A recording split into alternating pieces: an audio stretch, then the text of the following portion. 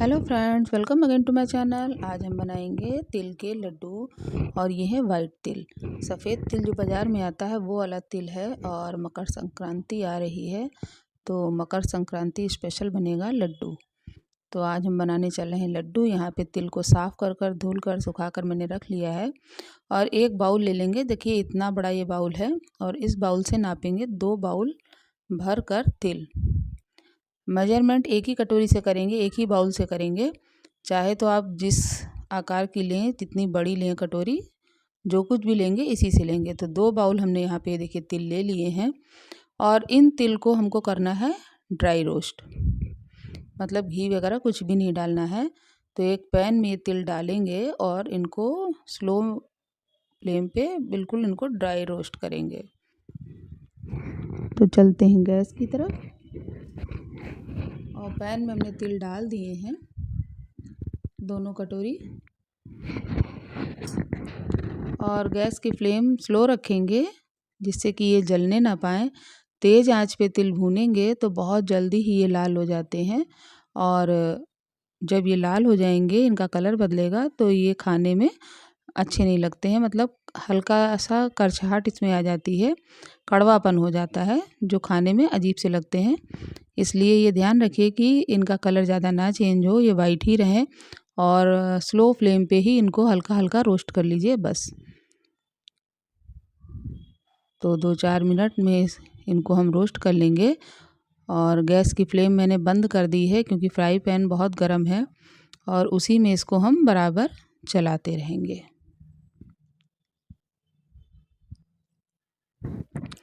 तो बस 5 मिनट में ही ये तिल हमारे रोस्ट हो जाएंगे। तो इनको हम एक थाली में निकाल लेंगे।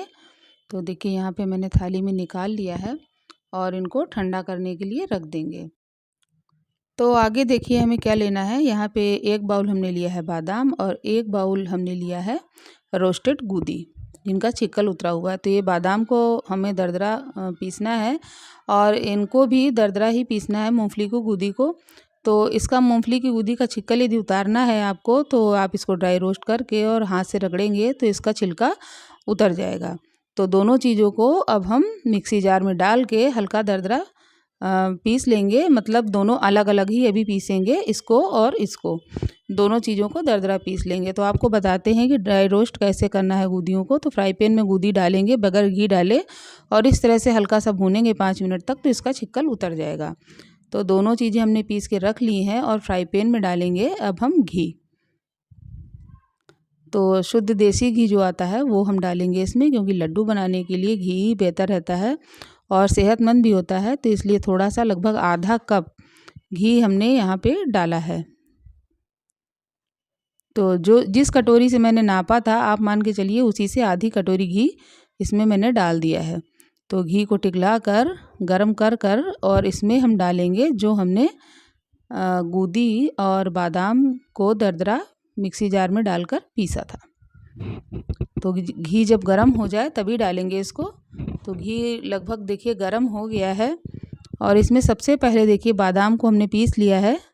तो हल्का मोटा ही है ये बादाम और इसको हम डाल देंगे इसी में। इस बादाम के पाउडर को घी में ज़रा देर भून लेंगे तो लड्डू ख़राब नहीं होंगे जल्दी। कोई भी मेवा हो, यदि घी में पहले भून लेंगे तो आप कोई भी मिठाई बनाएंगे उसका लाइफ टाइम जो होता है वो बढ़ जाता है। तो इस तरह से बस 5 मिनट भी नहीं लगेगा, 2-3 मिनट में ये भुन जाएगा। और गरम गरम घी में जैसे ही बादाम डालेंगे वैसे ही ये बढ़िया सा भुन जाएगा। तो देखिए ये भुन गया है लगभग। ये देखिए इसमें हल्के हल्के उबाल दिख रहा है आपको, ये देखिए ये फदक रहा है जैसे। हाँ, तो इस तरह से ये उबल जाएगा हल्का हल्का सा, बस ये समझिए हो गया। और इसी गरम गरम बादाम वाले घी में हम डाल देंगे अपनी मूंगफली की गूदी।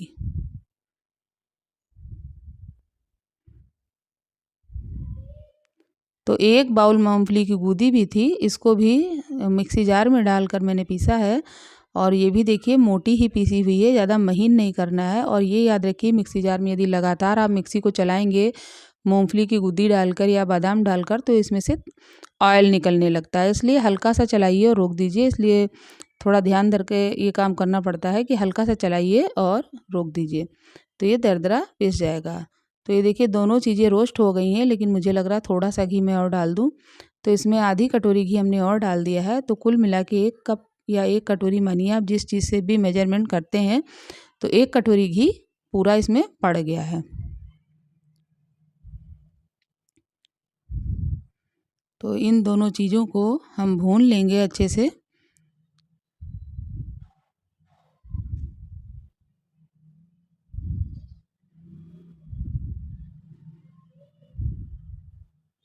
और तिल को भी मैंने पीस कर रख लिया है। मेरे तिल थाली में पिसे हुए रखे हैं।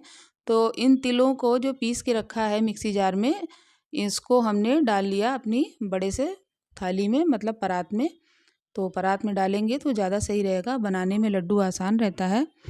तो तिल को भी हल्का दरदरा पीसना है, और तिल में भी ऑयल निकलता है, तो मिक्सी जार में डाल के बस हल्का सा चलाइए और तुरंत मिक्सी को रोक दीजिए।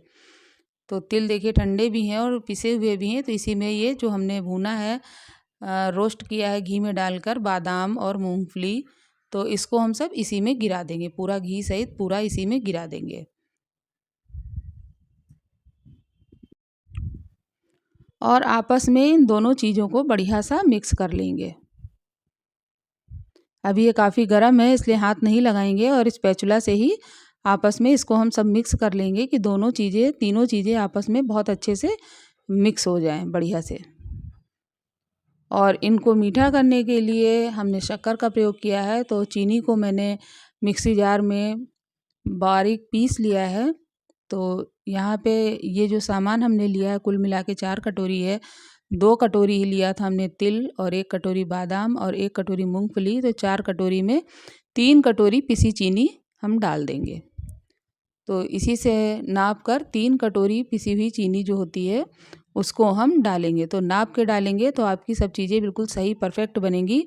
और यदि आपको बहुत ज़्यादा मीठा पसंद है तो आप चीनी ज़्यादा भी कर सकते हैं, लेकिन मेरे हिसाब से तो ये परफेक्ट मीठा होगा खाने भर का।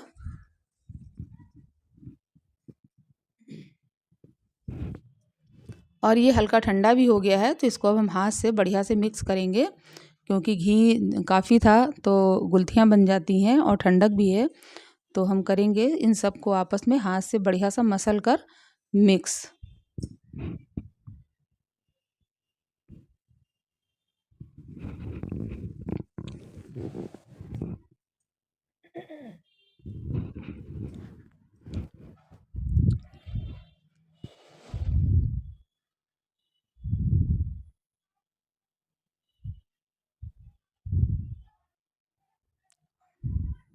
और ये अब अच्छे से मिक्स हो गए हैं, और बिल्कुल एक एक रेशा इसमें मिल जाए, जैसे कि घी, गुड़, घी और चीनी और तिल सब आपस में एक में मिल जाए। और अब इसके आराम से लड्डू बन जाएंगे। बहुत ही सरल और आसान तरीके से तिल के लड्डू बनेंगे, और बिल्कुल गजक की तरह स्वाद देंगे आपको। तो देखिए कितनी आसानी से इसके लड्डू बन रहे हैं। छोटे बड़े आप जैसे चाहें वैसे लड्डू इसके बना सकते हैं। ये देखिए कितना बढ़िया लड्डू तैयार हो गया। तो इस मकर संक्रांति में आप मेरी तरह से लड्डू ज़रूर बनाएं, और आप कैसे बनाते हैं लड्डुओं को और मेरी तरह से बनाएंगे तो आपके कैसे बनेंगे, सब कुछ आप कमेंट्स बॉक्स में मेरे साथ शेयर कर सकते हैं। और आप मेरी वीडियो को पहली बार देख रहे हैं तो प्लीज़ सब्सक्राइब ज़रूर करें, और मेरे वीडियो को पसंद करते हैं तो लाइक, शेयर एंड सब्सक्राइब करके बेल आइकन बटन को ज़रूर दबाएं। तो आप भी इंजॉय करें, बनाएं। Thank you for watching. आप सभी को मेरी तरफ से जय श्री कृष्णा, और मकर संक्रांति और गणेश चतुर्थी की आप सबको बहुत बहुत बधाइयाँ।